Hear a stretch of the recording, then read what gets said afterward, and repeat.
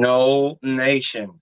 Welcome to another episode of the Renegade Rundown with yours truly, George Georgitis, and my beautiful and lovely co-host, as always, Jen Santee, aka at Jen Santee 1890. You can find her on X, Jen Santee everywhere else. You can find her Instagram, Facebook, all those good places as well.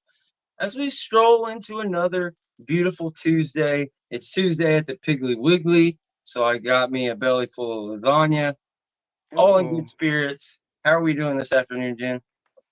doing good, doing good. I am excited to be here, of course. Yeah, I did not do any lasagna tonight. I made my kids ramen noodles, and then I That might works. have some leftovers in there. Like I did not go all out, so it is what it is. They'll be fine. They'll be fine. They'll They survive shall it. live to see another day, I'm sure. I guess we can go ahead and wish a very happy birthday to our guy, Vaughn Meyer Jr., turning 44 today. So everybody give a nice warm happy birthday to him. He says he had a ribeye steak from Texas Roadhouse for supper, and woo, that's hard to beat. Whether you get the bone in or just a regular ribeye, that's kind of my go-to too. I usually get that 12-inch ribeye with a 12-ounce ribeye with the baked potato with just extra butter, maybe some bacon bits on there. I either go with the broccoli or a good salad with some egg and some ranch dressing, but either way. How do you get that thing? Medium rare, rare? How are you cooking that thing, Vaughn? We got to know. Me? I Oh, don't know. I thought you I were don't even asking want to me. know. Well, we can find out from you too. How do you do yours? Well, I don't really eat steak, but if I did, it would be well done. I'm weird about meat. I'm also weird about chicken. So to me, I'm enjoying your salad option with the egg, Well but done. I would put the Catalina dressing on the top of it for that steak Wow. Okay. feel. Yeah. We can just change. You're talking about the dressing on the salad? I thought you Yeah. were talking about on the steak. I was like, oh gosh, no. No. No, I hear you. No. John's got it right, but I can't fault you, Vaughn. If you like it, well done. That's how you like it. It's your birthday. You can cry if you want to. You can do whatever. But as we move into Florida State football and what's going on this week, there's all kind of cool stuff. We had a stay in the North Carolina courthouse Friday. We went over that with Doug Rohan. Mother's Day has since passed. We took off Sunday in observance for Jen, so Jen had an awesome Mother's Day. We hope all the mothers out there um, had an amazing Mother's Day. But as we move, kind of turn forward, I believe it's May 14th. We're only a couple more weeks from June camp season when high school recruiting is really going to get ratcheted up. So we're going to talk about that a little bit later. Also want to talk about, there's a lot of talk about this Florida State team and what they can and can't be and kind of what their ceiling is versus some of these other schools. So I want to do a really good floor and ceiling prediction for the team. And we're going to go through kind of these units and how far we can go and what could possibly hold us back, if anything, there on either side of the ball. But I wanted to talk about this North Carolina situation. Like I mentioned, we just had a case stayed in North Carolina as Florida State had appealed the initial decision by Judge Bledsoe. So we're waiting for the Supreme Court to rule. Well, North Carolina, as ACC meetings are going on in Amelia Island, over there to the absolute far east of Florida, east of Jacksonville, all that stuff. Um, North Carolina's board and some different people over there in high places are really, really not happy. Um, just kind of with the direction of the ACC and exactly what's going on, and kind of what we've hinted at for a long time. You're starting to see more cracks and displeasure with Bubba Cunningham's like unwillingness to really push this issue and move forward. Before I go and read some of it, is there anything that stuck out to you about it? No, I mean, I don't know. I think I kind of told you when we first got on, this is giving me senator's son who isn't successful, who gets to fail up all his life type vibes for me. Because, Clemson and Florida State, who actually do things, in the sports world, Please don't get me started on basketball, guys. I don't want to hear it. I know a bunch of Florida State fans are North Carolina basketball fans. I get it. They're like split up between Duke and North Carolina. I 100% get it. But I don't believe in that, and I don't subscribe to it. And basketball does not move the needle. So again, it's giving me Senator's son who has 1,000 DUIs, who can't keep a real job, but gets to fail up. And that's what North Carolina is, as far as I'm concerned. So yeah, good luck to them. I'm glad they finally came out, stopped holding our purses. Good for you. Now you've made a statement. Awesome. I mean, that's how I feel about it. I think, I don't know. They're just a joke. And it's like, it's so funny to me that this is going to be the linchpin. What linchpin? You're going to make the same amount of money if North Carolina stays in. It's just a optics thing is really all it is. It really is. Not so much an optics thing as that, the former commissioner, kind of the entire structure of the conference is built around the school. I think it's not so much of them being a powerhouse at football or anything like that, so much as Well, they're not a NC powerhouse State really being at attacked. anything, but yeah. I mean, this isn't the troll show. I get it. I get what you're No, I saying. get it. Like, I get it, but like, it's just No, like I mean, you asked the what I thought, nepotism and shown their way and all those, like the fact that they're coming out. Like, I get it. Like, but it yeah, is I like. relevant to the case and the litigation and everything. For No, sure. no. What I'm saying is, I totally get that. I'm not trying to roast. I'm saying what the whole statement was giving me the vibes of, because again, yeah, they have been catered to. The fact that North Carolina wants to be whiny now all of a sudden, when it's their fault that this whole damn conference has gone down the tubes because they've been catering to them and their loser friends, NC State, Wake Forest, and Duke. That's what you've been doing. That's the whole point as why this conference is going downhill. So the fact that they're the linchpin and all of a sudden they're angry and all upset, cool.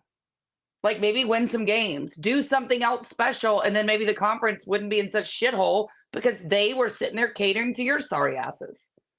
You know? There's no doubt they haven't been one of the elite football teams in the conference, but nonetheless, still very important that any team that we can get added to this lawsuit or put pressure on the ACC is in our best interest. And if you're going to pick any of them left after a Florida State and a Clemson, there's no doubt that UNC is that team. But yeah, we could joke about them all day long. There's no doubt, and like it is, like they definitely just nobody was going to step out there and be the bad guy. It was going to have to be Florida State, and then Clemson to a degree was willing to come in quicker.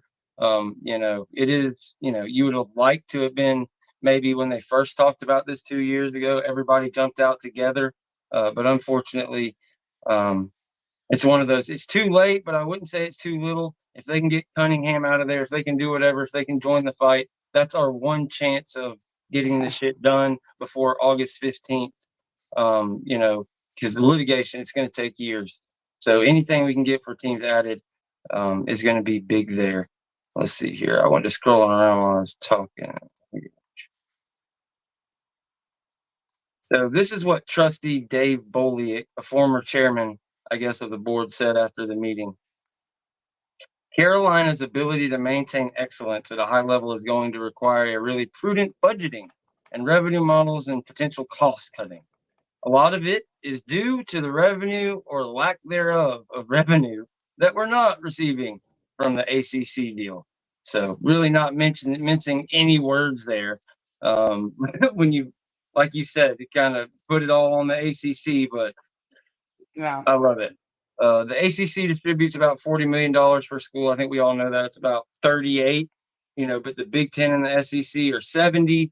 They're going to be climbing to 100 within like any time. You've heard Michael Alford. You've heard of us talk about it. It's just, there's no way you can move forward. It's just compounding year after year, more and more. You go 20, 30, 40, 10 years out from now, you would basically just be hundreds and hundreds and hundreds of millions of dollars from behind everybody. Luckily, Florida State set up Project Osceola. They've done all these different things to get revenue, to sell bonds, to do all the different things they can to go ahead and get their football only facility like they're getting SEC money, get that built, get the stadium renovations done.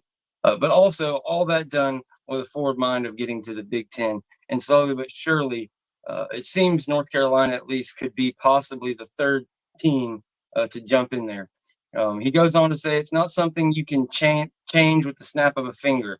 It's something we've got to be cognizant of. We can't sit back and cross our fingers and pray for pennies from heaven and thinking everything is going to work out. Yeah, we wish you'd have been thinking about that shit 10 years ago in 2012 and 2013 when we were all screaming at the top of our lungs that this shit was crazy. You sign a 20-year deal to edge out the SEC by like 1 million when their deal is up in 2 years. Oh, fat chance, yeah. And they've restructured, I think, 5 or 6 times. It was destined to fail, but they were happy. UNC, all these teams were happy to sit there for 10 years. Florida State basically was just their hands were tied. But luckily, here we go. Boliak says he wants UNC to join a higher revenue league. And when you talk about a higher revenue league than the ACC, there's only 2 higher revenue leagues. That's the Big Ten and the ACC. He said, I'm advocating for that. He said, that's what we need to do. We need to do everything we can to get there. Or the alternative is the ACC is going to have to reconstruct itself. I think all options are on the table. What do you think he could possibly mean by the ACC is going to have to reconstruct itself? It means they need to get rid of these malcontents that keep whining and worrying about what us losers in North Carolina are doing and stop squawking about it. That's exactly what that means. That's exactly what that means. North Carolina, those snobs are sick of dealing with teams that, beat the crap out of them in every sport on a daily basis. And the only sport that matters in all of this, as we know. And I think North Carolina is whining about it. I think North Carolina now wants out because they know they're wanted. And again, for a reason I can't wrap my head around. I don't know. But again, that's not me. I'm not a billionaire. I don't make these choices. So that is just facts that North Carolina is wanted. So I think North Carolina is pissed. They're mad that their business has been put out on the table. And now their fan base is going, excuse me. Why are we stuck here if we're wanted in places that make more money?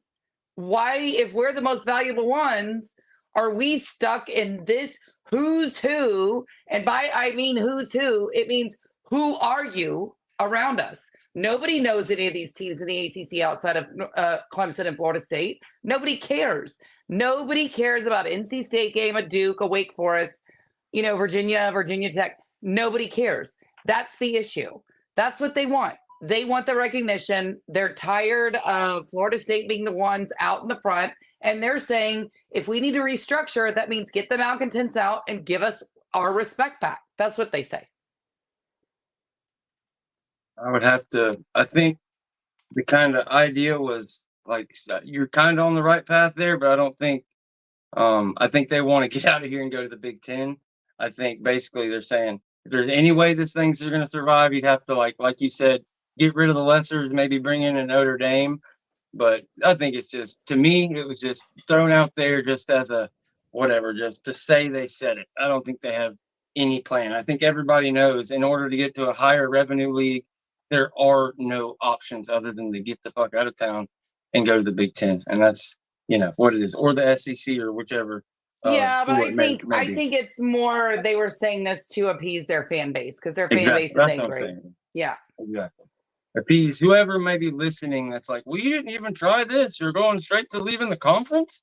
So, but yeah, with no intent to actually do it. I don't see any possible restructure that would work out as a power conference. The only restructure that makes sense is after Florida State and Clemson and whoever has the balls to leave with them leaves, then you restructure with some kind of group of conference. That's just how it's going to be. They've already succumbed to the college football playoff, taking a much lesser amount of money, lesser amount of buys, lesser amount of automatic selection, all those things. So at this point, it is what it is. You're a lesser. You're not a power. It is what it is. And of course, the guy Pryor had said earlier in the year that the conference is not acting as if it's representing the best interest of the member schools, including the top tier of the schools, which Jenna loved, Clemson, Florida State, in North Carolina, Pride said. Okay. Pryor said. Instead, it is acting at the expense of those schools to prop up the bottom tier of the conference in a way that I think is a gross abdication of responsibility, and I lay that at the feet of the commissioner. I agree with him 100%. I challenge him on Clemson, Florida State, and North Carolina being the three elite schools. I think you could just cut it off after Clemson and Florida State. Yeah, But I love I what he's don't saying. think, He's saying some yeah. good things, just maybe not for his school. Yeah, I mean, we all know there's only 2 elite schools in this conference because, again, it's a who's who of who in the hell are you. Nobody watches any of these teams. Honestly, it's really a joke, except for other football fans in different conferences, including Florida State fans. Guys, I'm looking at you too, who are all North Carolina and Duke fans. Oh, And I can't while stand that shit. while I Dual don't fans. subscribe to that at all, I can easily do that because, I live in a basketball driven town. If I want to watch it, I can just go to a local game and it's cool, So I don't need to cross over and, be fans of Duke or North Carolina because that would be gross. That's gross. Like, I'm just not doing it. But again, for me, the North Carolina stuff is funny with North Carolina saying, "Oh, there's 3 elite schools." Again, North Carolina, what have you done like ever in football? Like ever, other than hire Mac Brown and allow a plant to be the head coach at North Carolina for Florida State, which has been fantastic, by the way. I love it. Keep doing it. Keep Mac forever. I'm fine with that. It's just hilarious. The ACC media loves North Carolina football. They always put them up as a potential spoiler. Spoiler, they're never a spoiler. That's the spoiler. It's never going to happen. Them in Miami, it's just a joke. Like Wake Forest, Virginia Tech, those are spoilers. You guys are not. Sorry. Yeah, I love it. We play spoiler to them every time they think they're good. At our rock bottom, they came in number 5 in the nation. Those Willie Taggart teams still managed to whip that. Or no, that was Oh, that was no, actually that was Mike Willie. Norvell's. No, that was Mike Norvell. That was Mike Norvell. You're right. Mike Norvell's first year. Yeah, I don't know why I said Willie. It was almost a That was sin the to say it, COVID. but it was 2020, the first year of Mike Norvell beats the number 5 North Carolina team. They were all downhill after that, poor Drake May. But he's doing all right. He ended up in a pretty good situation. We'll see how he does with the Pats in the NFL. Just want to give a shout out that this was an article that I was reading from by Brian Murphy from WRAL. It's WRAL sportsfan.com. So if you want to check that entire article out, pretty good stuff there with some quotes from the man himself, the trustee from North Carolina that's talking that talk, unlike his AD, Bubba Cunningham, who, of course, when asked about it, was just, he just gave the political answer. They were like, well, he was like, I was gonna bring it up at the meetings, but I didn't think it was appropriate with the dire situation of the league and everything going on. It's like, dude, yeah, but that You mean dire the situation situation is that your that school put fucking the league situation. in?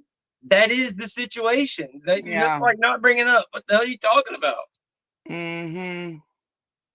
I It's mean, your infuriating. sorry ass school that can't win nothing is the one that put all of this in this situation because you had to bring on all your loser friends with you, NC State, Duke, Wake Forest, all these other teams are pushed at the head of the ACC, and now the ACC is going to fail, and you're going to have multiple people out of jobs. And while I hate it for them, they're probably corrupt, so I'm fine with that.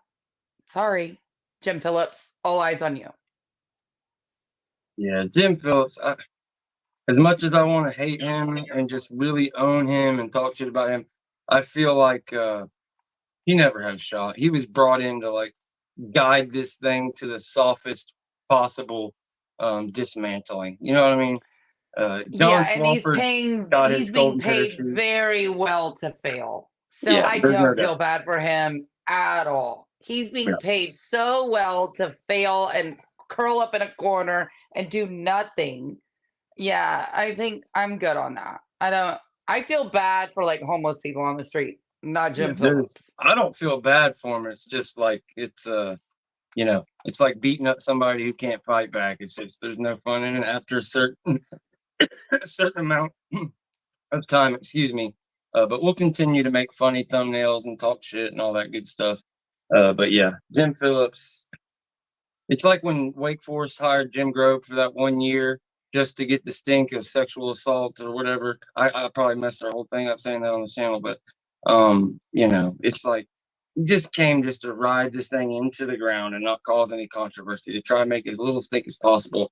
That's all Jim Phillips is here to do. But I guess we can move. And look, he's presided over the biggest blow up in the conference. So good on you. Good on you. The biggest, the final, it's going to be it. It's going to be the explosion. There's going to be no conference. There's no doubts about that. But we can move forward. As I see some people talking about the playoff snub and in the comment section there. What is this Florida State ceiling? What is the floor? What's the kind of range we can see out of this team? I think, people will probably call us homers when we get through with this little segment. Here in about 10 minutes, once we get about halfway into this thing, I'm going to open up the phone lines. If anybody wants to call in and put their 2 cents in, they can. If not, it'll just be there for you guys. I think the ceiling, I guess we could start with the floor. Let's start with the floor. That'd be a more fun way to do it. What are your thoughts on what the floor of this Florida State team can be or will be? Like, what's worst case scenario here, with what we've got going forward? I would say worst case scenario is losing 3 games. And one of those would be Miami. If they lose to Miami, I think that's a worst case scenario for them. I'm sorry. I don't even care if it's a one loss season for me. Because I think Mike can outcoach Mario, and honestly, this isn't like, it should not be close. I just don't. And plus, playing at Miami is almost like a home game. It should be easy peasy lemon squeezy. If you lose that game, I think, depending and given the time of year it is, given Miami's schedule, Florida State is almost the toughest game on their schedule. And I would say Florida is one too, because that's their first game of the year. It's an 8:00 game at night. But if they can get past Florida, and if they lose to Florida, can you imagine the shame of losing to them? So yeah, I think a 3-loss season is bad. I think that would be bad. Yeah, there's no doubt it would be bad. But in your mind, it'd be the absolute worst possible season. Yeah, I agree. That's a worst case scenario. That's what I would say. Yeah. Absolutely. That's what we're looking for. Brad Ottinger says, remember, Jim Phillips didn't even fight or say anything about FSU getting snubbed, and he looked neglected, giving FSU and the ACC that championship trophy. Oh, yeah. There's no doubt. The man has no spine. It's like if you've ever seen the episode of King of the Hill where there's this whole thing when you go to shake hands with a man and it's just like limp. It like gives you chills down your spine. That's what he is. He's just a limp noodle of a man, no spine there. And yeah, that's how he played it off. He hid, did his little thing, ran out there, gave away the trophy, and that was the end of that. I think I'm gonna shoot a link over. I was wondering if Vince might wanted to join us, so he'll probably join us here in a minute. But yeah, I agree with you on the floor as far as 9-3. Actually, on the thumbnail, I had 9-3 and then covered up with like a little blurb. I don't know if you saw it there. No, I didn't. But no, that's where I have it to 9-3. I think that's kind of worst case scenario there. And when you look at the schedule, that would be losing to Clemson, Notre Dame, and Miami, which would be, that would be tough. You lose all your biggest games, 9-3 with a chance to go 10-3 in a bowl game. It would be an absolute disaster. Don't get me wrong. But at the same time, it wouldn't be the end of the world. But where you talk about how far this team has kind of gone, how far it's came in the past couple of years, we're to a level now that we're going to be supremely talented over the heavy majority of the teams we play. When we play Georgia Tech, we're going to be favored by 10, 13. When we play SMU, when we play Memphis, when we play these type of teams, they just, our second string will be, somewhere in the line of the level of talent they're starting, outside of maybe a quarterback here, running back there. All these teams have talent. But yeah, 9-3, I agree with you 100% on the ceiling, the floor. How are you feeling on the ceiling for the team? How far do you think they can take it? I think 100% undefeated. 100%. I mean, again, you look at the schedule, and like I said, 3 is the floor. They should beat Notre Dame. Notre Dame chokes in every big game they play. They should beat Miami. Miami is still coached by Mario Cristobal, and they 100%. I mean, well, Clemson's the only one I'm on the fence about. Clemson's the only one that I could see myself being on the fence about because of when it's being played, how Florida. But Clemson gets to come to Doak this year, so again, the ceiling is undefeated, and I don't. Yeah, I don't see a team on that schedule that I say that's definitely an L. That's just, which is new for us at this point, right? We have I'll take it. Come a long ways in just a short period of time. You look back to 2022, you're 10-3. Before that, 5-7. You're not that far moved from 3-6. So yes, it is a new day when you look at the schedule. And as I go down it, Florida State versus Georgia Tech and Ireland, that's a dub. You come home and you play Boston College at home, that's a dub. Memphis at home, that's a dub. Cal, I'm not sure if that's at home. Yes, that would be at home because we're on the bottom of the schedule. So Cal at home, you get 3. I mean, think about how we've started the past 3 or 4 seasons. Boom, 2022, you play LSU, and then you roll right into an Atlantic schedule. Yeah, I think you get a Boston College, but after that, you get a Louisville. It's been tough. You've been getting a lot of tough teams early. Last year, you start off with LSU. This year, Georgia Tech. Of course, you have to travel to Ireland, so that's a whole new ball of wax as we welcome in our guy VC Knoll from Garnet and Old. Yay! Just a totally different first 4 games. As we're talking about the ceiling, we both came and gave our kind of floor of 9-3. Jen said her ceiling was 13-0, and I was just about to get into the kind of the whole schedule. We were talking about the top 4 teams, how it's like it's been LSU, Louisville, whoever, just right out the gate. And this year we get Boston or Georgia Tech, Boston College, Memphis, Cal, like SMU. I mean, you don't see anybody on the schedule until Clemson, the 5th game of the year, 6th game of the year. So I don't know, maybe SMU would be ranked. I know people are high on them, but wow, it's almost like I didn't even realize it. After the years that we've kind of had, when you look at what the floor and the ceiling is, big effect on that. I guess we could let you catch up and start with your floor. I think my floor, when we did this last week, and I think my floor was going to be 10-2, maybe 9-3. I'll have to go back and look, but definitely, I mean, the ceiling is undefeated. It really is. There's enough depth on this team, and there's enough talent, and there's enough confidence in the staff and what they put together that undefeated is not out of the question. I would not have picked undefeated last year, and it happened. I'd be less inclined to pick it this coming year, but hey, I mean, I wouldn't be shocked. Notre Dame is the game that I have circled to be probably the one that we're most likely lose if we go 11-1. And believe it or not, if there's going to be a second, I don't know the SMU game. I know they're not fantastic, but that is on the road, and it is, it's in a spot that could be tricky. So those are my thoughts on it. So. Yeah, Brother Mozone says he's a Pony Express fan from back in the day. Don't sleep on him. Yeah, definitely not hating, but just no. Kind of the point I was making is we've gotten to a level with our roster that it's really not hating on anybody when you say just, there's only going to be a couple teams that can hang with you when you look at the, kind of front line talent.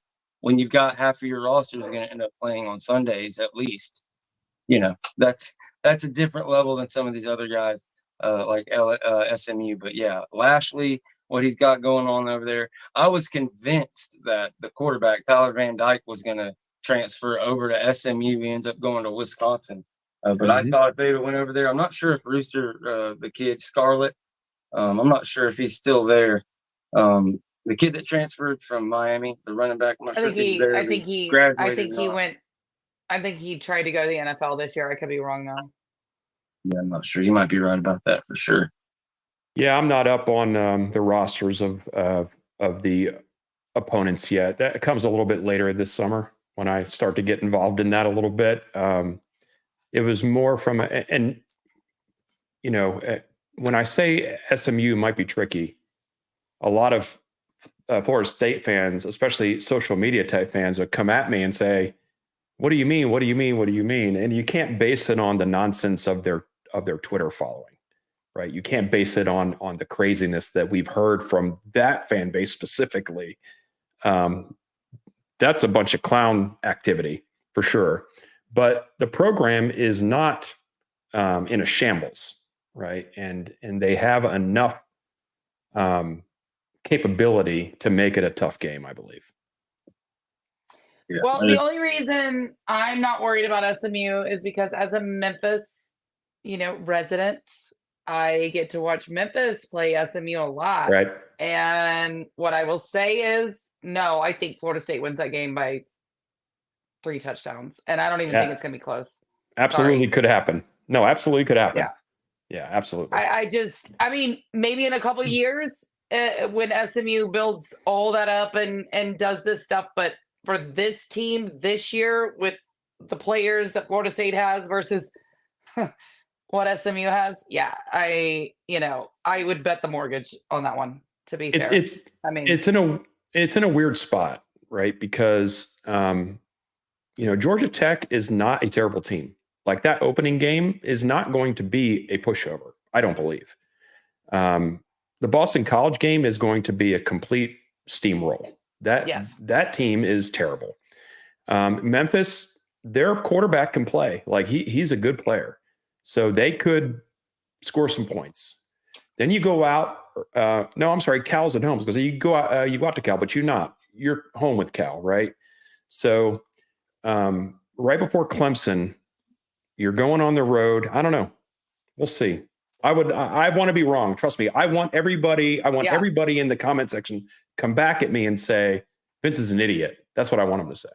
This will be like Corey Clark's Maryland's going to be a problem moment for you, right? That's exactly right. Which is one of my most favorite moments. Shout out to Corey. But I agree with you that Southern Miss could be a problem in the ACC going forward. Again, shout out to Corey Clark. Could be a problem, right? But for me, like I said, I've watched them for so many years versus Memphis. And Memphis is like a lower, God, I love my hometown. I'm not saying anything bad. I'm just saying that the fact that Memphis can kind of like toss them around, all their bravado to me is like, guys, calm down. Welcome to the big leagues. You're back. Let's, continue to pay players because it's legal now. Like, let's bring it back. You've got all this money. Let's do it. But for right now, you're not eating at the big kids table at this point. You're just not. I just know that I've seen undermanned teams with not enough depth play out of their minds when we roll into a stadium. Oh, sure. And so, that being said, that's the kind of thing I'm talking about. Yeah. And luckily, I don't believe we have a staff anymore that allows complacency to kind of set in. Right. Well, here's the thing. Let's hope. You've got a giant 3-game homestand there preceding it. No Mike Norvell, like him being familiar with the Texas area at least, and kind of travel there and what it takes. I think he'll have a pretty good preparation. I don't, like you said, as you alluded to, of not letting it set in. Like, you're going to have to look, and these are human kids. Everything's relative. If you play down to like a G5 level of competition for a month and a half, you could go across all the way over to Dallas and get overconfident in a different building that you might not have played in. And weird things can happen. But definitely feel confident as far as the roster, and definitely you'll be favored and all that stuff. But weird things happen. There's no doubt. But it's definitely better than having, Alabama there for say on the schedule or something like that. So yeah, I think the kind of the idea is that in your floor situation, that's one of the issues. That's one of the things that could come up. You could drop a game to an SMU. Maybe I'd rather lose to SMU than Miami, kind of to what Jim was saying. So if you lose to SMU, Notre Dame, and Clemson, that's better than Clemson, Notre Dame, and Miami. Sorry. Correct. And then you know what Miami fans would say? You lost to SMU, but they wouldn't care about the fact that they lost to us, because that result never matters. It's just everybody else's results that matter. Off-season champions, baby. Oh, man. Well, I'm going to go ahead and open up the phone lines as we get here almost to 40 minutes. We'll probably do about an hour today if I can find the right button as we continue to talk about the floor and the ceiling of this program and kind of where it could possibly go. What do you think, Vince, is kind of like, what do you think the most important piece on offense is? I guess we'll just take DJU out of it. Take DJU out of it. What's the most important thing kind of on offense for this team to hit its ceiling and have a chance to go undefeated and make a real run at the playoffs? What needs to happen? I need to have personally a little more confidence in a wide receiver one, I think. I mean, it's as simple as that to me. I think our running game is going to be better than fine. I think it's going to be outstanding. Oh yeah.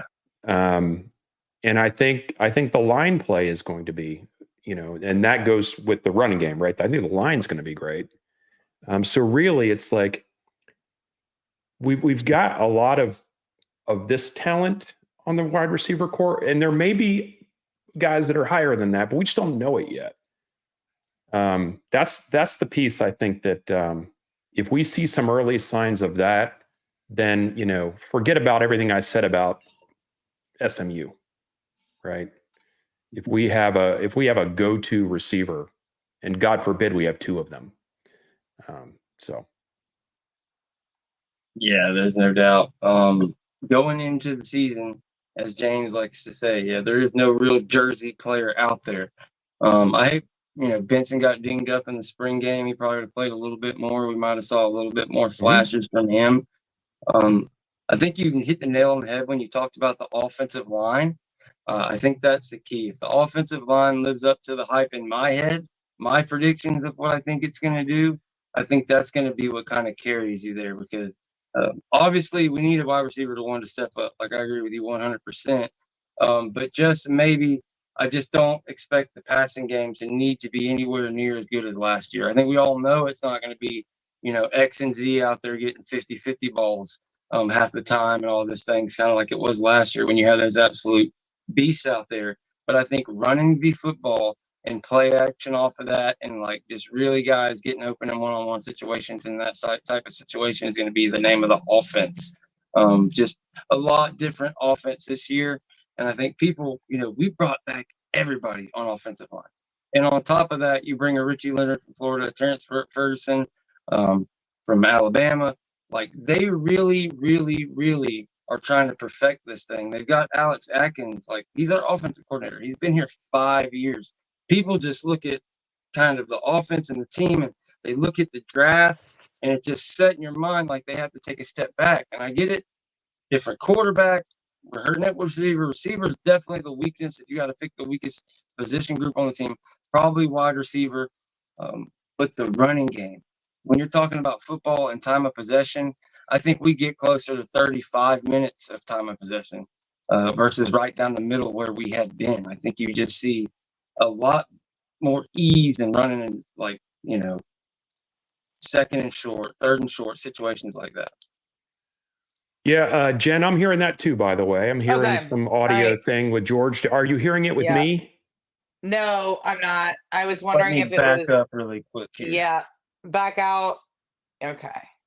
Yeah, I was concerned that it was me, to be honest with you. No, me too, because I wear AirPods, and my AirPods do it all the time. I get accused of having a demon in my ear, so I just needed to make sure it wasn't me before I told George that it was him.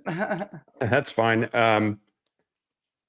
maybe the relaunch will do it fine. There we go. Are we better, or is it still nasty? That is No, better. it is a lot better. Yeah. StreamYard, it's like one of those things like, did you hit reset? That's all it takes with StreamYard for most of us. You back out, go back in. It's weird. We had a show last week where we didn't know it until after the show was over. We went back and listened to it like, oh man, that sounds terrible.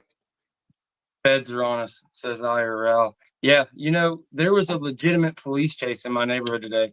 Coming back from that Piggly Wiggly, just had to have that lasagna, and it's like literally every corner, every intersection in the neighborhood's blocked off. There's a guy running around on a motorcycle. I won't say his name, but it's the same guy who, anyways, this guy, he's a rough character. He's a guy from the neighborhood. Maybe he's well known. On the show. Yeah, he's well known around the neighborhood. He led him on a good hour and a half chase. It was pretty funny. Did you watch it? Because that sounds like a good time to me. Get you a bug zapper outside and go watch a police chase. I wish I would have had a damn drone or something where I could have watched it, but no. I mean, I just watched him zoom by on his motorcycle, and then the cops go by, and then about 10 minutes later, he zoomed by. but no, that's about it. So I joined in the show a little late. Did you guys already talk about the Amelia Island meetings and stuff? Did you guys talk cover that about at all? North Carolina Yeah. in their comments and all, kind of just noted a little bit on how Cunningham didn't really say much of nothing, and kind of use his politicians' words. Oh well, the conference is really hurting and all this stuff. I didn't want to bring our problems right now. It wasn't the time. But it's like me and Jim were like, well, that's the problem. Like that is the problem. Like, You are the perfect time problem, to bring it sir. up. The call is coming from inside the house, sir. It's coming from inside the house. It's you. You are the problem. I mean, to quote the great Taylor Swift, hi, it's me. I'm the problem. It's me. North Carolina is the reason this whole conference is going down the tubes. And they're like, well, we don't want to bring up the problems. Cool. I have I saw a post from Matt Baker, I think, and they asked Alfred a question, and they asked him, is the relationship with Florida State and the ACC salvageable? They asked him that question today. Mm-hmm. And the answer to that is no. Yeah. It's a stupid question. It would have been salvageable 2 years ago. But how is he supposed to answer that? Well, he has to answer. You're right. He has to answer it the way he does, and I get that. But the better question, and I put this in my response, is that the better question is, was it salvageable? Because that, looking backward, and you say 2 years ago, when Florida State, for some reason, were the only ones that knew this was coming. I don't know how that can possibly be true. We were the only ones coming since 2012. Everybody knew. Unbelievable for all the smart people in this conference.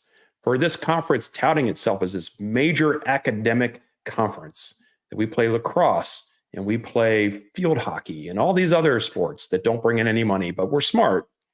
We didn't know that we were going to be falling behind to the tunes of tens of millions of dollars. It's comical how things are starting to turn around now. And I'm hearing people say things and I'm like, I feel like I'm in bizarro world. Yeah, it's funny when you go back and you look at what John Swofford, the stuff he was talking about in the late 80s, early 90s, when first the ACC adds FSU and all these different things, he was talking about, look, at that time, the ACC was the richest conference in the country. They had all the money in the world. Basketball was the number one sport. And here they are, he was like, we got to look forward, even though this is where the money is at now. The money's going to be in football and football TV deals. That's what we need to do this stuff. And he was on the cutting edge at the beginning. Like literally, even on up to like in the early 2000s, ACC was one of the richest conferences. It was when we joined in 91. But there became a time when John Swofford went from, okay, take risks, do these things, be forward thinking, to I'm ready to get my nest egg. And he set it up, and instead of taking risks, he just laid it down. He took a risk, but he risked all the member schools after he was going to be long gone. And we talked about it earlier, I think before you got here, about how Jim Phillips is basically just brought in just to He's like one of these people they bring in to a business with 300 employees, and he whittles it down to 4 until the day they put the close sign out in front. That's what Jim Phillips is brought in for. Yeah, I did you bother to read that piece about him? About I Phillips? did. There was a Sports Illustrated piece, I think. It was all about what a nice guy he is and how he's got this, vision of what collegiate athletics should. And hey, I love the nostalgia of it, and I love to think about it in that way.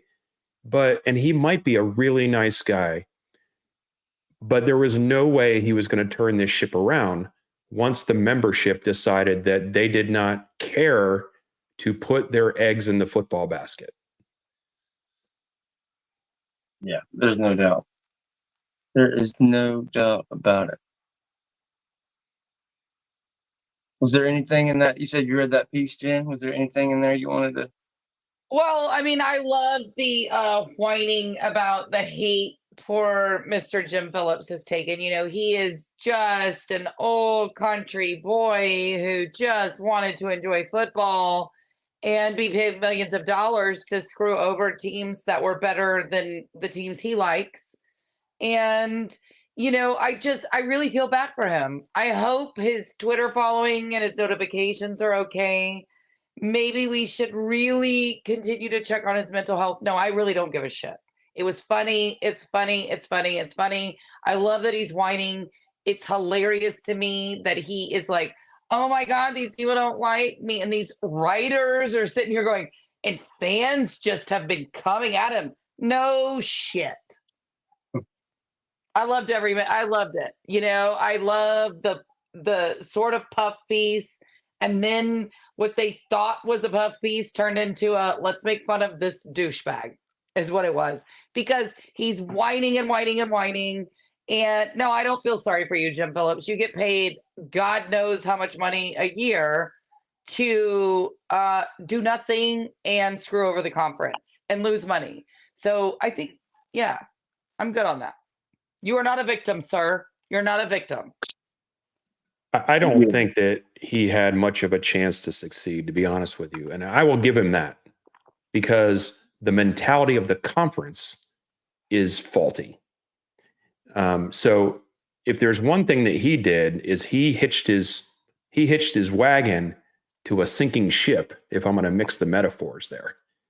And he took that job maybe thinking he could do something with it, but not understanding that there is a gaping iceberg of a hole in this ship, and they're trying to fix it with Flex Seal, right? To quote the ACC network, they're trying to fix it with Flex Seal, and it ain't happening. So whatever. I mean, how much he's made enough money. Maybe he will continue to be the commissioner of a conference of small private schools that care about basketball and some other sports. And hey, I love those other sports too. I love watching them, but they don't pay the bills. No doubt. The rest of the sports don't come anywhere near it. I disagree with you a little bit there, Justin. I think he knew full well 100% what he was walking into. Maybe it was before you got on here. I likened it to Jim Grove when they brought him out there to Baylor for like 1 or 2 years just to get some stability and just distant. Like, I think his deal was that if he can possibly get through that deadline and get ESPN to extend, that would be amazing. And maybe there's like $100 million parachute for him somewhere at the end for that. Right. But other than that, save face, and if there's something they could possibly work out, do it. But anyways, either way you look at it, you come out with the same exact conclusion.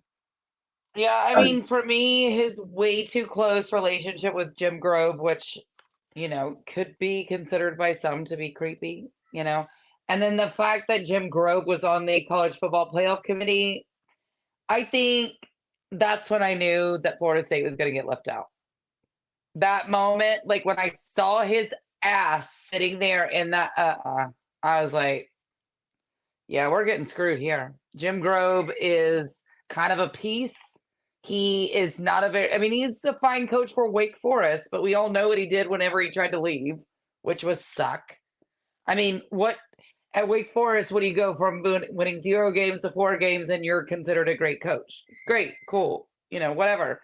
But yeah, Jim Grove and Jim Phillips, they both can just go off into the abyss as far as I'm concerned. Speaking of just sitting there, getting screwed by people that shouldn't be screwing their own, look at the Duke softball team that had a great season and did not get a national seed. And there was nobody from the conference there helping that happen. So forget Florida State at this point. Now Duke, one of the biggest complainers of all, now gets to feel a little bit of that. Yeah, your conference does not have your back because they have no power. And I wonder what they had to say about it. Nothing. Because they can't.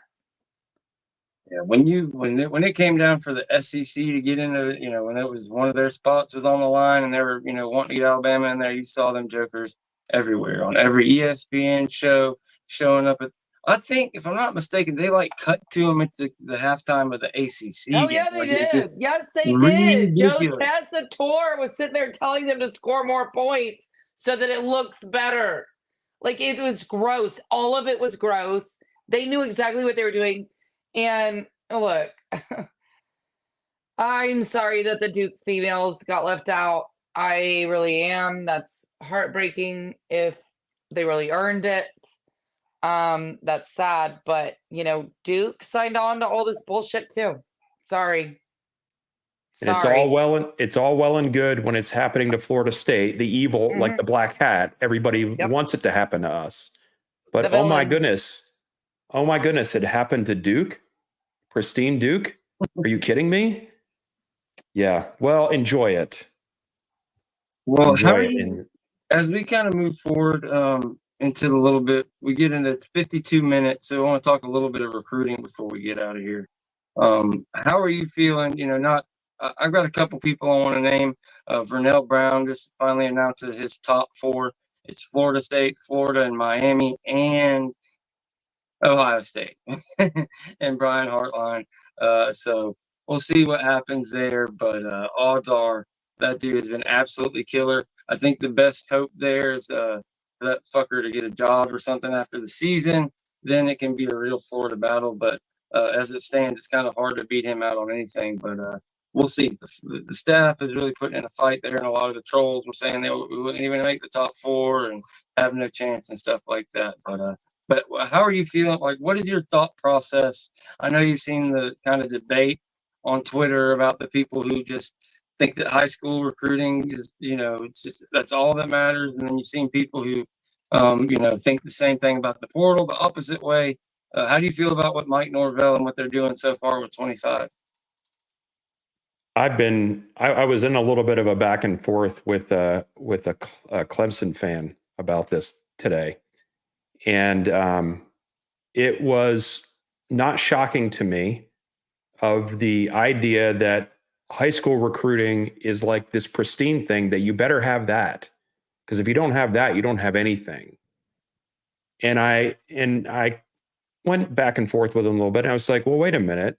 Isn't the portal recruiting too? Well, no, you just have to pay for players. And if you have enough money, then they'll go to your school. Well, are high school players getting money now too? It's ridiculous, right? It's just, I am fully confident, and I think I've said this on your show a couple of times. I'm fully confident in this staff's ability to make sure all the legs of the table are strong. And that is portal, player retention, culture. And now this 4th leg, the high school recruiting is getting better. And I'm not too concerned about that. Yeah, me neither. I don't bring in the 4. I just say it's 3. I have 3 pillars: retainment, portal, and high school. That's what you got. The extremists, the people that really make loud noise, act like anybody who wants just any value for the portal, you're taking away somehow from high school. It's no. It's even if your high school recruiting is still 75% of what you do, If you can fill 25% of your roster with portal, that's huge. That's huge because it's a numbers game. I mean, that's 20 guys that are better than whoever would have been there before. You're able, and also those guys are able to go find somewhere that they can play.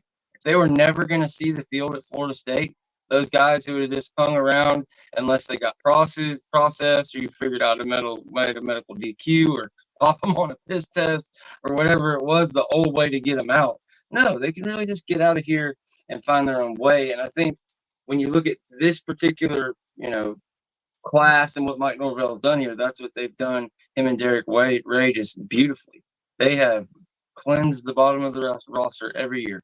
20, 30 guys off the bottom, and they swing. They take a new swing, about 20, 25 guys from high school, 10 to 20 guys from the portal.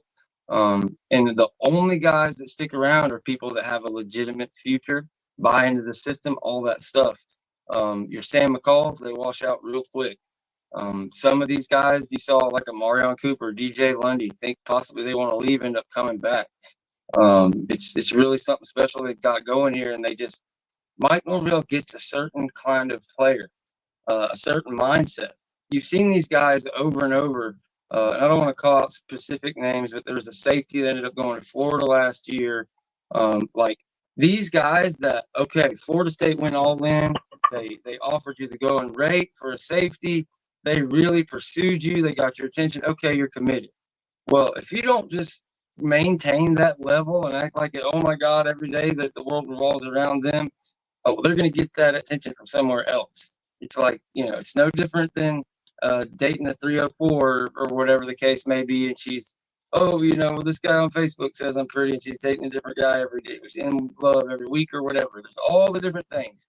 You got all these. So the fact that it drives people crazy. They think that you're supposed to deal with that. But I'd rather sign 20 guys. And I know that there's a higher chance that those 20 guys are going to stick than to sign 30 and, 10, 15 wash out. And when you look at the hit rate out of the portal, it's just untold. But again, it's not everything. It's still, 50, 60, 70% of Norvell's roster is going to be high school guys. Half the starters, if you project forward right now, are high school guys. And this offensive line class in particular is going to be really, really nice. I can't wait to see, when this thing is all wrapped up and done with, because we're going to have a group of 4 or 5 absolute studs. Lamont Rogers dropped the top 8 that included Florida State in it. He visited the weekend of the spring game. An offensive tackle who's an absolute beast. I know for a fact that he had fun at the visit. He spent time with, him and his family, with Alex Atkins. All that stuff went good. They don't have an official visit scheduled. That was one of the things that people were all pissed off about on Twitter. It's like, he's this far away. Why aren't you talking more to this guy, certain people and stuff? But it's like you can't win for losing with these people, because it's like, oh well, you got to do high school. You got to. Well, you're pursuing the wrong guy. You should be after this guy. How come you're not after this guy who has an Auburn tattoo and was bound to go there his whole life and really wants you to do it? Like, it's just. Sorry to go on a rant there about it, but I have 100% trust in what the staff is doing. And every year they've just got better and better and better classes, and we haven't seen them perform. We saw what the 2021 kids did. They got snubbed from a championship. What's it going to look like as we go down the road this year, 25, 26, now that we brought in 27 blue chips in a single class? We brought in more blue chips we brought in one class than we had in 2 before it almost. So it's like, I don't know. Lose me with the recruiting talk. It's like they want it all at once. They want it all right now. Yeah, it's I see those posts and I ignore them mostly because it's not realistic. It's not real life. There are no programs out there that get everybody they want. It's never been that way. It wasn't that way when Florida State was going through the dynasty. It wasn't that way. So why would it be that way now? This coaching staff will do whatever it takes to win. And if that means they need to load up on some high school one year, they will. If that means they're a little light on experience and depth, so they want to hit the portal a little stronger, they will. Which is more than we can say for a number of other staffs out there that that for some reason they can't figure out the portal, or they can't figure out the high school, whatever it is. They just don't have all the tools in the bag like we do. And it's not going to be perfect. And we will miss out on some people, and some people will flip. That is no shock. It happens every year. I'm not going to worry about it. And I will do my best to calm the masses when I see it online. But at some point, I just can't take it anymore. These 17-year-old kids, 16, 17, 18-year-old, however they are as juniors and seniors, they don't know what they're doing. And that's another thing with insider information and all these things. We can try to find out, follow all the tea leaves, but all it takes is one phone call, especially in the NILA, like one phone call, $1 amount. It might be a school that hadn't even offered them yet, wasn't even on the radar, or they may come out and put their name in the portal, and you call them thinking you got a shot, and they already knew before they even hit the portal where they're going. But I remember now what it was I wanted to get into. I want to look at the current 2025 top football recruits, the top 50 here, and go through how many Florida State guys they're in the mix for, or they already have committed, just to give an idea of the kind of level we're operating at now and where it is compared to years past. And so people can understand that it's not an issue of reverting. I think people hear the smoke and hear people talking like it's just an issue of people wanting to get to an elite level. And what they mean by elite is top 2, top 3. And literally there's only room for Georgia, Alabama, Ohio State, 2 or 3 teams, period. So in order to get there, you're gonna have to knock one of those off. We're working towards it, but it's, it's kind of like you said, unrealistic, and it's just a different way of doing things. I truly believe Mike Norvell, Derek Ray, they see it like ahead of a curve that the rest of the country doesn't even see when it comes to building your roster and the way they're managing the portal and their high school player guys, of not blowing them up, letting them come in and truly develop. And, really their evaluation, their hit rate and stuff, people can say it's a fluke or whatever. Shit, we're 5 years in and they keep fluking. So we'll see. But anyways, if we get down here, if you look down the list, DJ Pickett, I know, there's been whispers about us possibly still being in that one. We'll see what happens there. Zayden Walker is a linebacker we're recruiting again. We'll see. He's a 5-star number 9 player in the nation. DJ Pickett's number 8. They're both wide, we'll see. Khalil Walkett, another guy, a number 11 wide receiver out of Texas, another big time guy we're recruiting, but there aren't any real big time leaders in that one yet. Josh Petty, this is number 14. 247 has him as an offensive tackle. On 3 has him as interior offensive lineman. I'm not sure what he'll play when he gets here, if he gets here. But this is the number 14 offensive tackle in the nation, 5-star, just an absolute beast, 6'5", 262 pounds. Here's a guy we're trying to get. Go down the next guy that you kind of have a shot at. I don't know if I'd say realistic. It's definitely realistic, but it's not a slam dunk. You saw Florida State flip Landon Thomas last year. Ellis Williams, the 4-star tight end, the number 21 player in the country. There's talk of FSU possibly getting the flip in there. This dude's 6'7", 235. And if there's something about any of these guys y'all want, stop me or whatever. If not, I'll just run through them all. Hold on, before you go on, that sure. last one you just mentioned, Williams. Ellis Williams? Yeah. Or how do you say it? Excuse me if I'm butchering that. Look at what happens this season with the tight end room. If we see some significant production out of Morlock, Landon Thomas, I'm pretty confident that Williams is going to come to Florida State. I love it. I mean, to flip their tight end like back-to-back years, that would be an amazing thing. And yeah, I agree. Landon Thomas, like everybody you talk to, he is that guy. He's an athletic freak. We'll see how much he does this first year, but Rodemaker, I don't know. You think Thomas passes up Rodemaker at some point in the year? Morlock? Yeah. Oh my gosh, I just said Rodemaker. I knew you meant. Sorry. I knew he meant. Holy moly. I was doing that shit way earlier, like at the end of the season. I don't know what my deal is with that. Man, I don't know if pass up is the right term.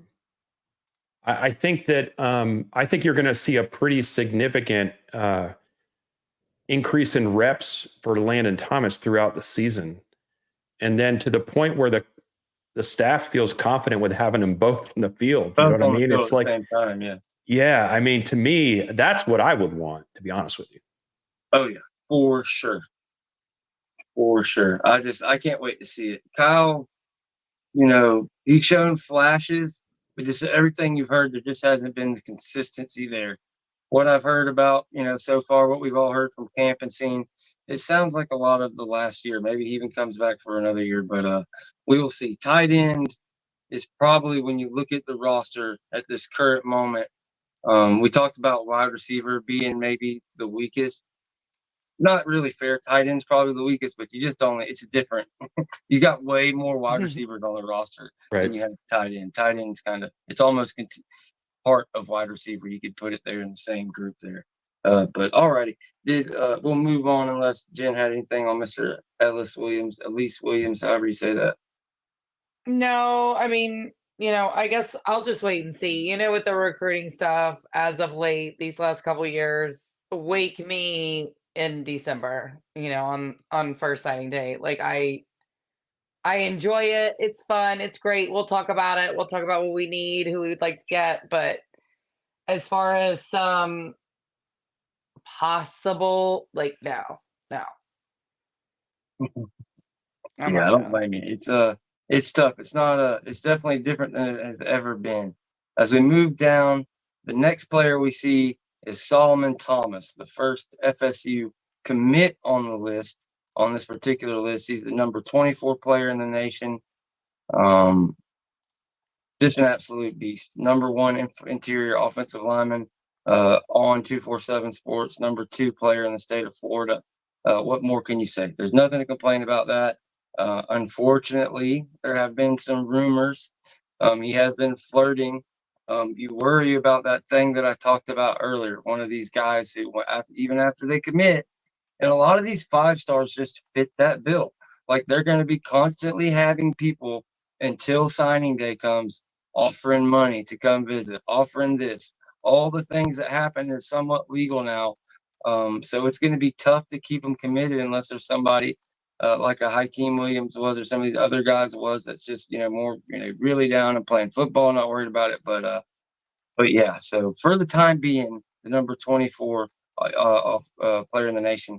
Did you have anything on him? Have you heard anything on that? Are you worried, or still pretty confident on him, guys?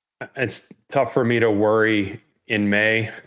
Yeah. But I mean, if something happens, we'll all have to take the hits on social media about flips and whatever, and we'll just have to wear all that. But in the end, in December, I'm pretty confident in this staff's ability to build a relationship with someone and be able to withstand this, kind of wooing from other places sporadically. And then, of course, if the season goes like we all think it should, when you have a relationship and you show that you're a winning program, it's tough to beat that.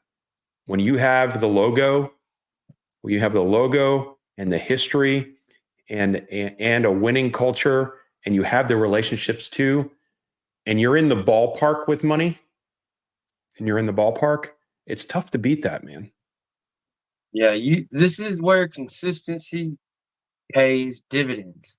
Because as you start adding the years, and a kid's been, you've been talking to a kid for 2 or 3 years, and he's seen like every other team change his coach except for you. You're the only person that's been recruiting him since he was a freshman and still at the same school, and all those things. Yeah, it starts to add up. And yeah, that's a big point. Used to be in the early years, you flinched because you knew the season was going to come and you're only winning so many games. It's going to make it tougher. Not anymore. We know we're going to go out there, ball out. We've all talked about our floor being around 9-10 games. So yeah, we just can't wait for the season to get here. Everything that happens in the season, especially for me, and it's why I'm so excited about the offensive line class, I feel like they're really going to show a high level of play with what's considered, whatever, less than the guys who are after in talent. So yeah, definitely excited about that as we move through. We're about halfway through it. Ty Haywood is another guy number 25 player in the nation. He's an offensive tackle out of Denton, Texas. This is going to be a long battle. No big time leaders now. It's going to be tough to pull a guy out of Texas, but just somebody, offensive tackles are rare. There's just only so many of them, and that's why there's several of them in the top 50, and that's why you've got to recruit nationally at that position. Because people act like, oh, you've got to do this, and you've got to, the elite people grab this and that. There's just only so many offensive tackles to go around, and then there's varying levels of last year there was really like hardly any. This year there's actually a pretty good selection. But I'll speed up and go through this. Tavion Wallace is the number 26 player in the nation. Is he a Florida State commit or is he just crystal ball? I don't think so.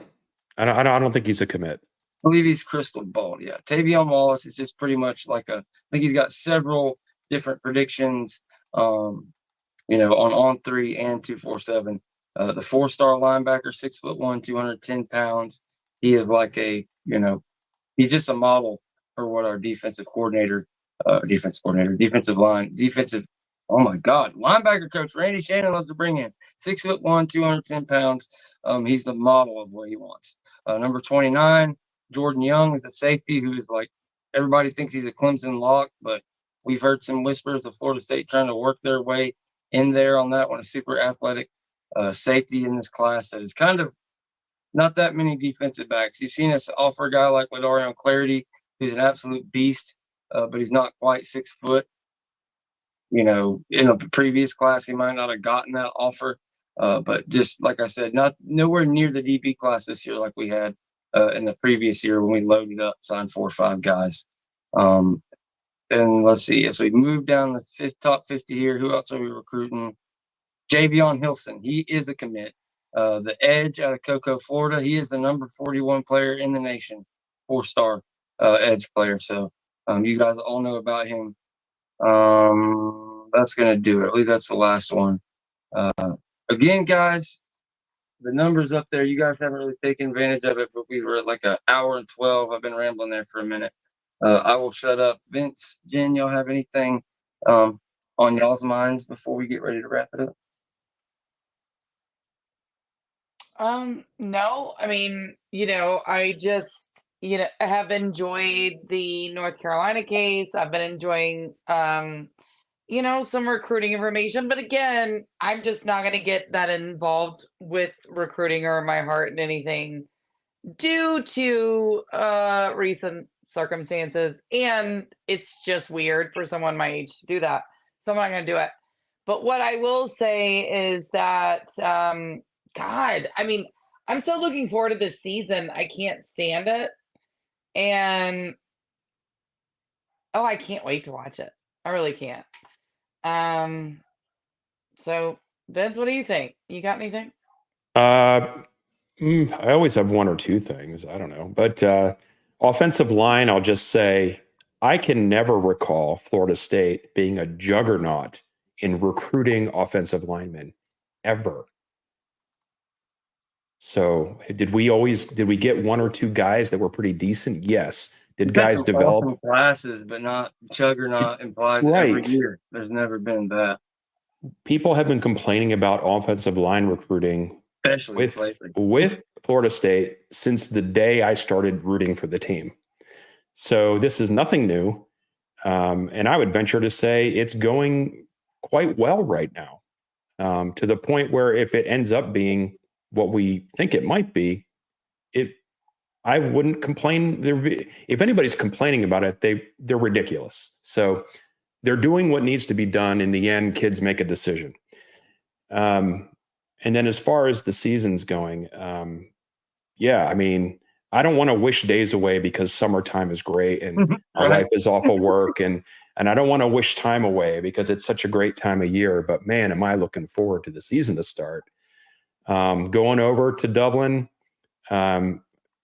Doug's been planning some stuff for the college game day crew, and I'm involved with that with him. So there's going to be more stuff coming out about that. So I'm looking forward to that. And and then the June weekend, the June recruiting weekend. right? That's the next thing for me that I'm going to have my eyes peeled for to see. It's going to be a star-studded weekend. Oh yeah, they're going to start. The commits will start rolling in end of June, beginning of July, just like last year.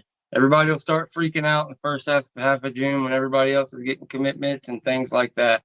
But yeah, you nailed it. I think it's June 21st to the 23rd is the weekend. It's a lot of guys, a lot of top 50, top 100 type guys getting their final visit is to Florida State. And in high school, as opposed to the portal, that's what you want. You want that last visit as you can help it. Somebody mentioned that 247 had reported that we were losing ground on Hilson. I had saw that somebody had made up some ground on him. But again, like it goes to what Jen and Vince said, and even myself earlier, like there's only so much. Yeah, you're going to make ground this and that. But the important thing is kind of what I did going through that top 50. There's only so many guys. Who are they recruiting? Who's the group of guys there? Who's the first option? Who's the second option? That's all you can do is make sure they're in it with the guys and on the right track, putting in the right, sowing so they can reap on December 31st or whenever the early signing day is. That's what's important. But we'll go ahead and get out of here. It's been a fun one. Do you want to pump your show, let everybody know what y'all have got going on? I know it's just Thursday, so not like it's a mystery when the next show is, but yeah, it's Garnet and Old. It's Thursday nights at 7. Don't even know what we're going to talk about yet. I'm hoping some more news drops from the meetings, right? Who knows, right? Because it's kind of slow right now, right? Mm-hmm.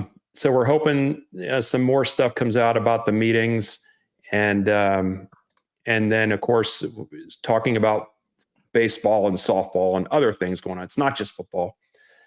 So looking forward to talking about all that. Boom, you heard it here. So make sure you guys catch them out every Thursday on Garnet and Old. Y'all go, 7 Eastern?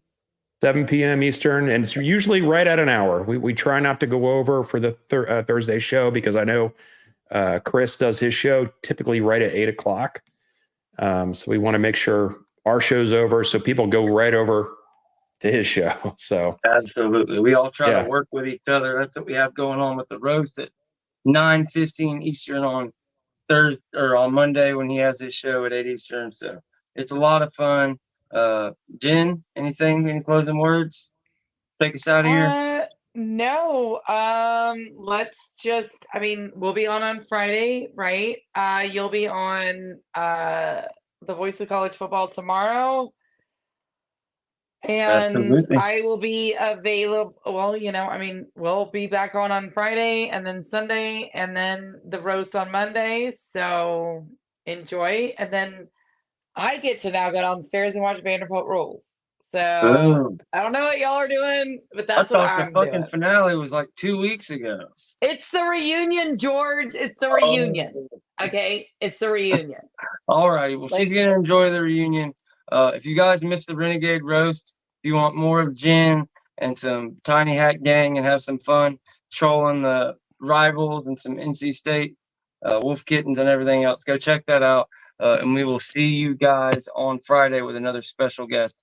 Thanks again to Vince, aka at VC Noel, for joining us. We'll see you guys next time.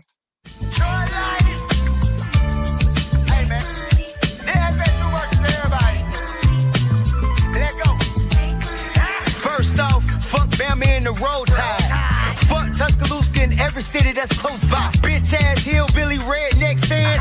Auburn almost caught y'all slacking like dress pants. Michigan trash, they ain't got a damn chance. Only Wolverine I respect is X-Man. Keen ass coach got exposed, still in plays. Damn right I'm bitter, y'all sweeter than lemonade. Texas ain't shit to rave about.